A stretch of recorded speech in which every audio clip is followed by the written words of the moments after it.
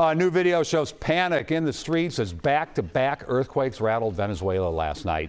People were screaming as buildings started to crumble around them. Rescue teams are now racing to find any survivors in all of the rubble. Initial reports say about 190 people were killed, but many more are feared dead.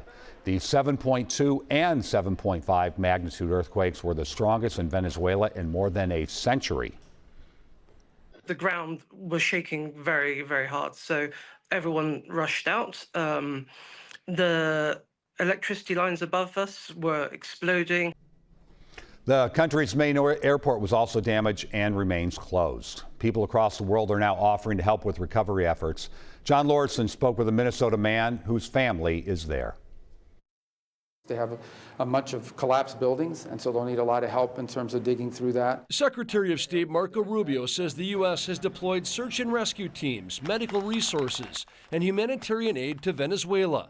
Over the next 48 to 72 hours, rescue efforts will be the main priority as teams look for people still buried under rubble. Here at home, the impact of the earthquakes is being felt in other ways. Nearly 3,000 people in Minnesota are of Venezuelan descent. It's hard, just to think about what people are going through down there. Leo Castellano is the owner of Arepas on the Go in Brooklyn Park. He and his employees serve authentic Venezuelan food as a tribute to the country they came from. A lot of people are going to be homeless, so it's going to be hard for the country right now, yeah. Leo arrived in the U.S. when he was 12 and eventually made his way to Minnesota. His dream was to open up his own restaurant, which he did a year and a half ago. As soon as he heard about the earthquakes, the first thing he did was call his dad. He told me he felt it. He felt the bed shaking, the house moving and stuff. And, we have relatives and kind of like call people, make sure people is okay. But yeah, my family felt it. It was bad. Luckily, his family members in Venezuela are okay. Leo is now looking at ways he and others can help with the recovery.